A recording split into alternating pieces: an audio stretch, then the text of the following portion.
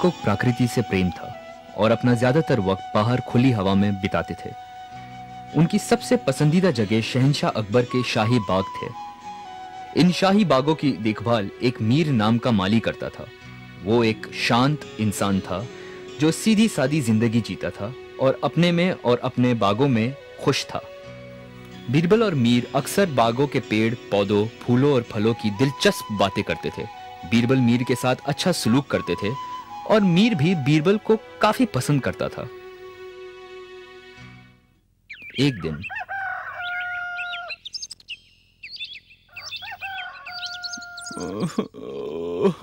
मैं क्या करूं, मैं तो बर्बाद हो गया, मैं लुट गया, मैं क्या करूं, मैं तो बर्बाद हो गया। कोई तो मुझे बचाए, कोई तो। क्या हुआ मीर, तुम रो क्यों रहे हो? कुछ नहीं, कुछ नहीं। क्या मतलब कुछ नहीं? तुम यहाँ बैठे जोर से रो रहे हो। मुझे बताओ दोस्त, क्या हुआ? हुजूर, मैं अपने बुढ़ापे के लिए पैसे बचा रहा था। एक मटके में डालकर इस पेड़ के नीचे छुपाता आया हूँ। मैं 20 साल से ये बचत करता आया हूँ। ओह, अब मैं क्या करूँगा? ओह। धीरज रखो, सब ठीक हो जाएगा। अब बताओ क्या हुआ? हुजूर, मैंने आज यहाँ पैसों का मटका निकालने के लिए खुदाई की, पर वो यहाँ नहीं मिला। मटका नहीं था, किसी ने चुरा लिया मेरा पैसा। मुझे पता नहीं मैं क्या करूँ। आप ही बताइए मैं क्या करूं। पर तुमने पैसे यहाँ क्यों रखे? इस तरह जमीन के नीचे छुपा कर क्यों? अपने पैसे घर पर क्यों नहीं रखे तुमने? मैंने सोचा कि कौन इस पेड़ के नीचे देखेगा और मेरा पैसा हमेशा सुरक्षित रहेगा। वैसे भी मैं अपना सारा वक्त यहीं बिताता हूँ, तो मेरी नजर हमेशा उस पर रहती थी।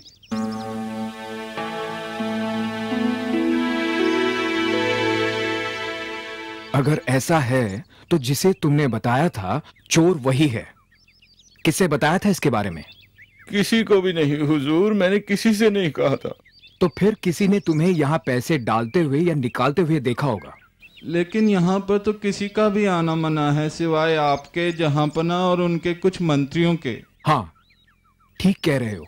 मुझे वक्त दो, मैं वादा करता हूँ तुम्हारे पैसे ढूंढ लूंगा। अब घबराओ मत, घर जाकर आराम करो।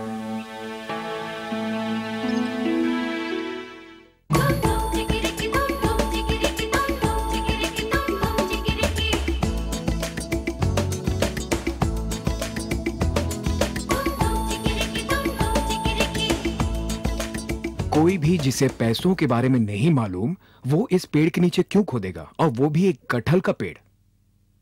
हाँ, कोई वैद्य या हकीम पेड़ के नीचे खोद सकता है दवाई बनाने के लिए।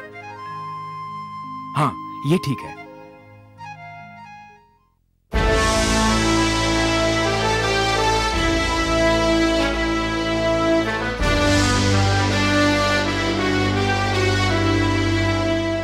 तो हुजूर, जो मंत्री शाही बाग का इस्तेमाल करते हैं, मैं उनसे कुछ सवाल पूछना चाहूंगा।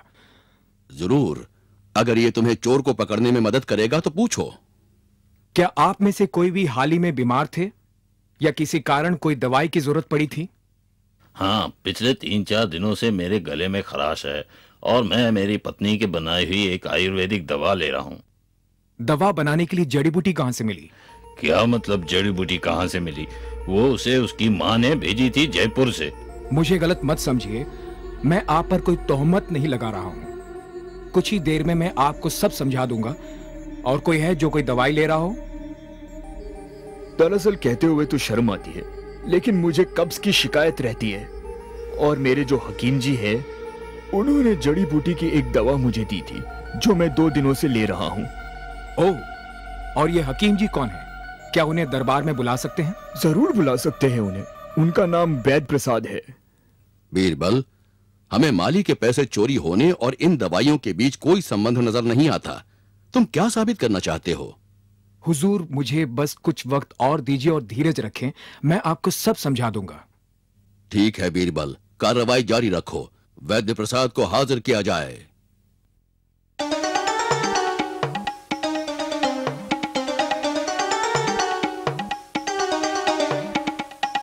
आदाब जहांपना। आदाब। तुम्हें यहाँ बीरबल ने बुलाया है, हमने नहीं। वो तुमसे कुछ सवाल करना चाहते हैं। वैद्य जी, मैं कब से काफी परेशान हूं और मैं दरबार में बात कर रहा था तो राज सिंह जी ने आपसे मिलने का सुझाव दिया। आपने उनके लिए एक ऐसी दवा बनाई है जिससे उनका हाजमा ठीक हो गया है।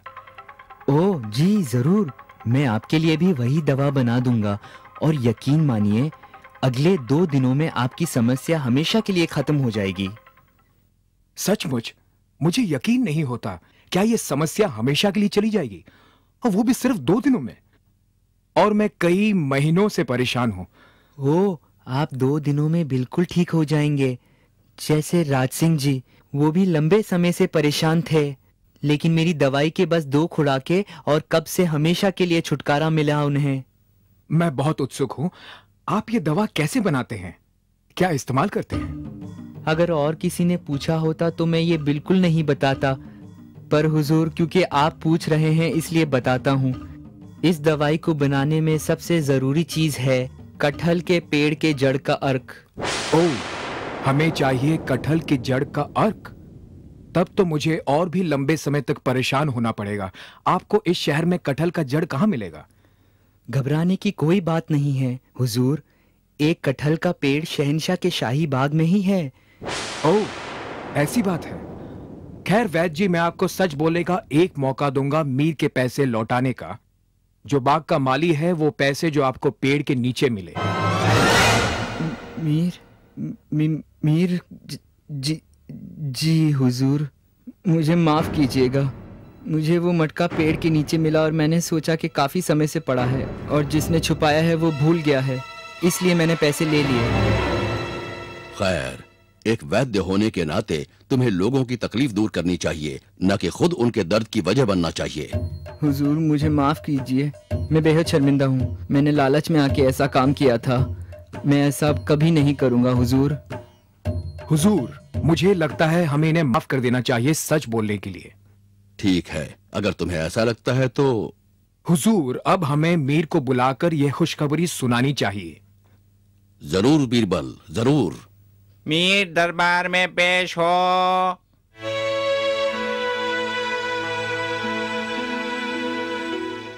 आदाब जहांपना। मीर, तुम्हारे लिए खुशखबरी है, तुम्हारे पैसे मिल गए हैं। क्या ये सच है? मुझे यकीन ही नहीं हो रहा। मैंने तो पैसे मिलने की सारी उम्मीद छोड़ दी थी। बहुत बहुत शुक्रिया। इतनी जल्दी नहीं। उस मटके में कितने पैसे थे? जनाब, उसमें 75 सोने की अशरफियां थी। मीर, तुम्हें तुम्हारे पैसे मिल जाएंगे, लेकिन 10 अशरफियां कम मिलेंगी तुम्हारी बेवकूफी के लिए जो तुमने पैसों को ऐसी जगह छुपाए। ये 10 अशरफियां वैद्य जी को सच बोलने के लिए दिए जाएंगे। बीरबल, बहुत खूब। कमाल का इंसाफ किया है तुमने। हमें फख्र है तुम पर। लेकिन हमें यह बताओ, आखिर तुम्हें एक वैद्य की बात कैसे सूझी? हुजूर, मुझे एक वैद्य की बात इसलिए सूझी क्योंकि उनके पास ही कोई अच्छा कारण हो सकता है कटहल के पेड़ के नीचे खुदाई करने का, वरना और कोई तो फल तोड़ेगा, जड़ नहीं। बहुत खूब। शाबाश बीरबल, शाबाश। शुक्रिया जहांपना, शुक्रिया। शुक्रिया हुजूर, शुक्रिया।